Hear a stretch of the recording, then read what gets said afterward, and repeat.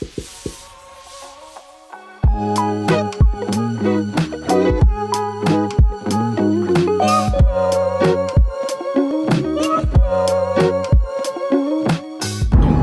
dans cette deuxième journée de vlog sur la chaîne La Brocante. Donc là on fait toujours notre tour de France en voiture et donc on était ce matin à Poitiers. On a passé une excellente soirée au WC. Comment ça les WC? Les WC. En fait ça s'appelle les WC comme les toilettes. Et en fait c'est des anciennes toilettes publiques qui ont été transformées en bar, en resto-bar et du coup c'est bien sympa, super sympa Poitiers et puis du coup là on se dirige vers Bordeaux en gros. On va passer manger des huîtres quand même. Du coup on va vers la mer là, on va vers La Rochelle, Châtellerault. Ah, on va tenter les huîtres hein. Je crois qu'on va passer par Niort. Putain Niort quoi. Mais j'ai l'impression... Yes Niort meilleure ville. Et ça fait chaud au cœur quoi. Désolé pour les Niortais. Nous sommes à Châtellerault plage. On s'est arrêté pour profiter un peu du bord de mer. Et la grande particularité, grande spécialité locale ici, c'est les huîtres. Et saviez-vous qu'il existe des distributeurs automatiques d'huîtres? Ça vous en bouche un coin hein. Du coup on va essayer ça ou pas? Bah clairement ouais. Ça fonctionne pas par pièce, ça fonctionne par carte. Mais j'ai bien envie de sélectionner ma petite bourriche d'huîtres. On a acheté un couteau, mais je pense qu'on va aller dans le centre-ville. Et dans le centre-ville aussi, il y a une église qui est assez particulière. Parce qu'en fait, l'intérieur a été refait par un street artiste. Donc j'ai bien envie d'aller voir en fait à quoi ça ressemble. Nous, on est passionnés de street art et entendre parler d'une église qui a été refaite par un street artiste, je trouve ça juste incroyable. Est-ce que tu peux nous parler de ce street artiste? Oui, bien sûr. On se trouve là donc dans l'église de Châtellerault et en fait comme vous voyez sur les images, c'est une église qui a été totalement redécorée et en fait ça a été redécoré par un street artiste. Donc c'est assez étonnant et c'est assez rare en fait dans les églises de trouver des décorations de street artistes et en fait ce street artiste s'appelle Amaury Dubois, c'est un artiste lillois et donc ça a été, je crois, la fresque la plus grande qu'il ait jamais faite. C'est énorme, c'est l'équivalent de toute la superficie de l'église. Il se décrit comme courbiste, c'est-à-dire que les courbes font partie de son art. Lui, son œuvre, il le définit en 3 mots, c'est le sens, le respect et la lumière. Effectivement, c'est très lumineux, ça donne un aspect très lumineux à l'église. Et en fait, bon, je remarque juste ça, mais il y a une sorte de dégradé de bleu profond, bleu un peu plus foncé quand on entre dans l'église. Et en fait, qui s'éclaire au niveau de l'autel. Ça crée une sorte d'univers qui coupe avec l'extérieur. Donc voilà, c'était le street art, parce qu'on aime bien le street art, on s'est dit on va rentrer ici. Et c'est vrai que le street art, c'est généralement dans la rue, mais là, c'est dans une église et c'est assez incroyable. Et donc on passe à la suite, on va aller sur un tout autre sujet, les huîtres, c'est parti. Du coup, on se retrouve devant le fameux distributeur dont je vous parlais tout à l'heure, qui permet de récupérer des douzaines d'huîtres avec le calibre que l'on veut. Donc aujourd'hui il n'y a pas beaucoup de choix, mais on va prendre un petit calibre 3, une douzaine d'huîtres. Et puis on va se goûter ça parce qu'on a acheté un petit couteau. Petit couteau pour ouvrir les huîtres. C'est pas cher. Faites votre choix. Veuillez... Ah ok, acceptez. Ah là, c'est incroyable ce qui se passe, c'est incroyable. Hop.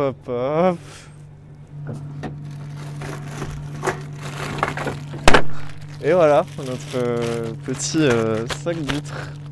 La production est juste derrière en fait, c'est un sacré business. Donc il y a des petits bassins en fait à huîtres et on voit toutes les machines qu'ils utilisent en fait pour justement trier les huîtres ou enlever les algues, machin, etc. Et je trouve ça passionnant. Tu nous y emmènes du coup? Bah écoutez, on peut essayer de voir si on peut demander à quelqu'un de nous faire un petit tour. Ouais. En vrai ce serait fun. Est-ce que j'ai zéro courage? Oui. Ouais, on va manger les huîtres là. Ouais. C'est non, la première fois que j'ouvre une huître déjà. Et c'est surtout, j'en mange jamais. Là, ça doit faire la 2e ou 3e fois. Tu sais comment les ouvrir ou pas? Ouais. Enfin, non. Sûr? Non. Oh oui!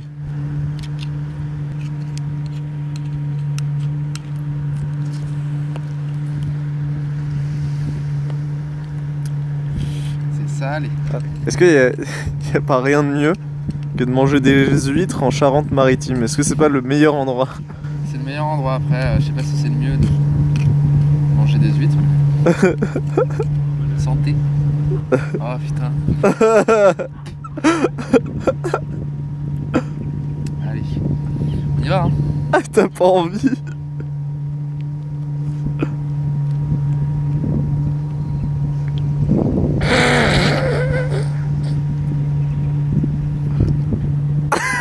Ce visage.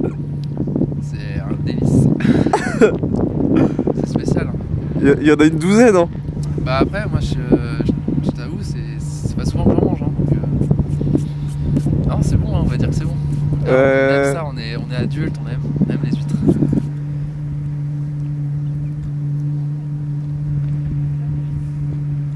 Elles sont délicieuses. Oh, quel porc. Non mais tu gardes pas ça. Hein. Ça c'est coupé ça au montage. Ah, j'ai pétard.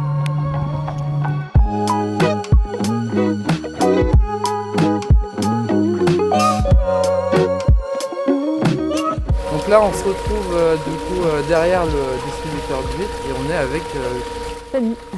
Et donc on est où ici exactement? Bah, vous êtes sur mon établissement. Et donc c'est là où on fait le travail de préparation des huîtres et aussi la commercialisation, la préparation à la vente, etc. Voilà. Toutes les étapes en fait, du métier, on les fait ici. On a des parcs à huîtres ici au Boucholeur et dans l'île de Ré. Sur l'établissement, on fait tout le travail relatif au tri, au calibrage, au détrocage, enfin voilà, toutes les étapes du métier au niveau des huîtres. Ouais. Spécifiquement, vous parlez en fait de la purification. En fait. Les établissements, pour avoir le droit de commercialiser les huîtres, il faut qu'ils aient un agrément sanitaire. Ouais. On a tout un protocole à suivre, on a un agrément qui nous est donné par les services de l'État pour avoir le droit de commercialiser les huîtres. Donc en fait, on va amener les huîtres ici, on va les préalablement les laver dans le laveur tubulaire. Donc elles sont lavées avec des jets d'eau de mer sous pression, ouais, qu'on puise en mer juste derrière. Là. Et ensuite, on met les huîtres dans des dégorgeoirs. Et en fait, les huîtres, elles vont rester ici au moins 24 heures, enfin nous plutôt minimum 48 heures. Elles vont se nettoyer de l'intérieur, on va dire. Donc l'huître, elle va commencer par éliminer le sable, la boue éventuellement qu'elle a ingérée quand elle s'est refermée. Quand on l'a sortie de l'eau, elle s'est refermée, elle a gardé de l'eau, mais potentiellement, si l'eau n'était pas propre, il y a forcément du sable et des algues dedans. Et ensuite, on va la faire jeûner. Il n'y a plus à manger dans l'eau qui est présente dans les bassins. Et elle va du coup se faire une détox, on va dire. Et donc elle va éliminer tout ce qu'il y a dans son système digestif, ce qui fait que quand vous la mangez, elle est propre, extérieurement et intérieurement. Quel est le meilleur moment pour manger des huîtres? À toute l'année. Elle va être différente en fonction de la saison. Voilà, on va vraiment pouvoir en manger, la consommer toute l'année. L'idée du distributeur pour que les gens puissent emporter une petite douzaine d'huîtres, un petit colis ou un petit plateau d'huîtres qu'ils ne veulent pas manger sur place, voilà, ça s'est imposé. Et en fait, ça nous soulage. Et puis les gens, ils peuvent venir chercher des huîtres à n'importe quelle heure. Voilà, mon mari, là, il vient de faire bouillir les huîtres. Ça leur met un bon coup de chauffe, hein, ça leur chauffe un peu les fesses, on va dire. La marmite. Alors c'est quoi ça? C'est une machine c'est une machine. C'est une cuve que je fais chauffer à 90 degrés pour chauder les huîtres. Et ça sert à quoi? Pour tuer le petit naissin qui est sur la grosse. On les met à 90 degrés l'eau et pendant 3 secondes. On compte 1, 2, 3 pour on les retire. Et donc ça tue pas les huîtres ça? Ah non, ça tue pas la grosse, ça tue la toute petite. Ah non, la grosse non. Demain, elles vont toutes retourner en mer. Et là, elles vont se remettre un petit peu de leurs émotions. Comme ça, quand le printemps va arriver, c'est la période où elles vont se développer, elles vont être à nouveau en forme et libérées de tous les coquillages qui auraient pu les coloniser. Ça, c'est des poches qui sont prêtes à être à nouveau ébouillantées. Mais avant, mon mari les passe dans la cabane Et donc il va enlever toutes les coquilles, toutes les huîtres mortes, etc. Donc là il y a 2 travaux qui se font dans la cabane. Les huîtres qui arrivent de la mer sont triées, on enlève les coquilles, on enlève les huîtres qui sont trop petites, enfin voilà. Quand on pêche les huîtres sauvages, on va dire, hein, elles sont agglutinées les unes aux autres. Et en fait là le travail de mon mari, c'est de séparer les huîtres. Donc il a un outil comme ça, un couteau qui va permettre en fait de séparer les huîtres et de les mettre une par une. Voilà. Vous voyez, là j'ai pris un paquet, j'ai fait 1, 2, 3 et 4 huîtres. Au final, on se retrouve avec des huîtres qui sont mises une par une.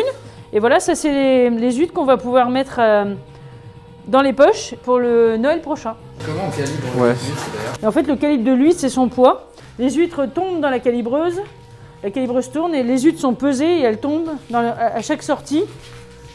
En fait, ça c'est une machine qui tourne et qui va en fait peser l'huître et qui va la faire tomber en fonction du poids. Okay. Donc tous les 20 grammes, on change de calibre. Donc calibre 5, 4, 3, 2. La taille est inversement proportionnelle au numéro, c'est-à-dire qu'une huître numéro 2, c'est l'huître la plus grosse. Et la numéro 5, on va dire, c'est la l'huître apéro. Le goût, c'est lié déjà à l'environnement dans lequel l'huître elle va grandir. Et puis à l'homme qui va dire, on va dire l'homme qui l'élève, hein, qui la façonne, et puis qui la bouge, qui la remue, qui la change de parc. Voilà. Très bien, merci. Avec plaisir. Merci beaucoup de nous avoir accueillis. Bah voilà, on a fait un petit tour avec les huîtres, comment ça se passe et tout. J'espère que ça vous a plu. Nous, c'était un peu notre première expérience avec un invité, en tout cas un personnage autre que quelqu'un de notre chaîne. Ah, dites-nous si ça vous a plu en commentaire. Nous, ça nous a vraiment beaucoup plu. Et ben on se retrouve pour le prochain vlog Tour de France. C'était à Brocante. Allez, ciao. On a découvert une magnifique carte que vous verrez à l'image qui possède l'emplacement des différents invaders à Montauban. Et donc le prochain est Panama. Enfin le premier.